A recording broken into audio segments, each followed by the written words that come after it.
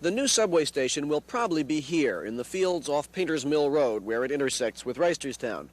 While there'll be some impact here, the real effect will be felt on Reisterstown Road. For years, this artery to the northwest has been clogged with traffic and blighted with neon. Rush hour here can be an hour of desperation. Recently, several new shopping centers have sprung up, partly in anticipation of the crowds the subway might bring. Every businessman in Owings Mills and Reisterstown sees the subway as a business bonus. It has to help because this area needs improvement in terms of transportation. We have too much traffic on Reisterstown Road right now, and that discourages people from living out in this direction and shopping out in this direction to a certain degree because they know they have to fight the traffic. I think that it will improve business both ways, both going downtown and into the suburbs. People who can come here on the subway will buy things, you think? I think so. The impact won't be limited to merchants. Housing here will probably become more valuable, so rents and real estate prices, which have skyrocketed near subway stops in Washington, may rise here too. What effect do you think subway construction will have on the demand for apartments? It's going to increase the demand. First, there are a lot of apartment complexes that are going condominium out in this area. There's a big demand right now, and it's going to increase the demand. It will be several years before anyone rides the subway to Owings Mills, but its impact will be felt long before its arrival. I'm Andrew Barth on the scene in Owings Mills.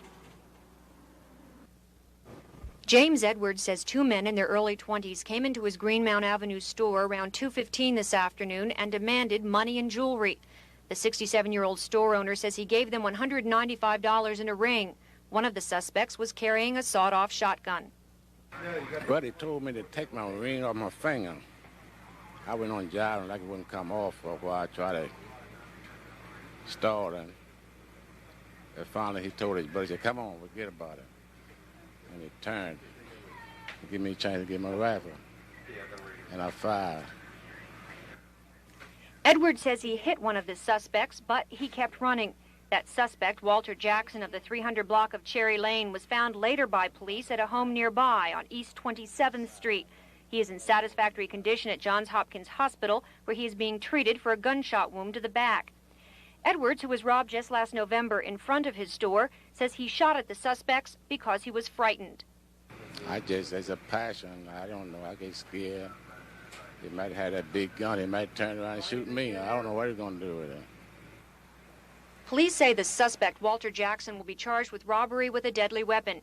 No charges have been placed against James Edwards because police say it appears to be a case of self-defense. But as in all cases of this kind, they say it will be referred to the state's attorney.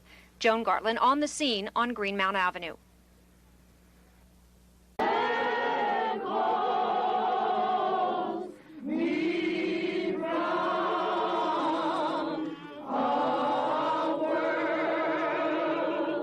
This is more than just an official opening of a housing development. This is a special dedication ceremony to Mildred Moon.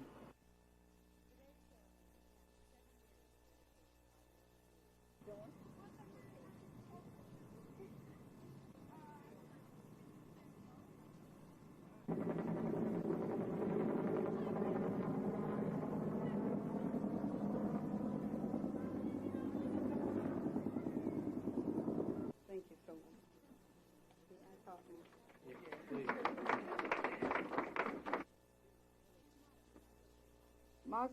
This is indeed a pleasure. But you know, I'm not forgetting one thing. It wasn't my work. I was just an instrument working for God.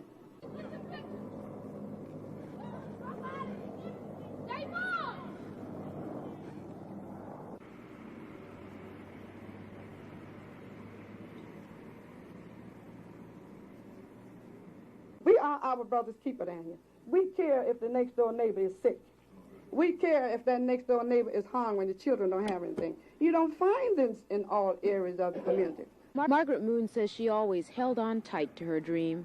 But the fact is, the federal money that made a project like this possible has pretty much dried up. And it will be harder than ever for dreamers like Margaret Moon to see their dreams come true. Frances Harden, Channel 2 News Scene, Sharp Leadenhall, Baltimore.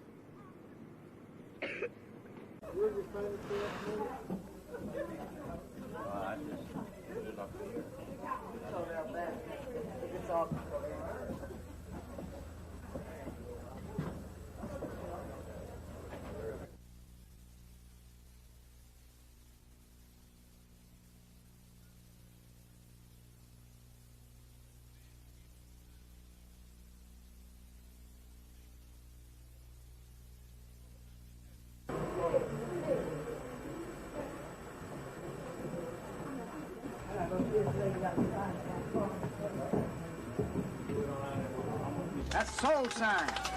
We intend for these to be the first of many. Mr. Mayor, you like to join that? There you go.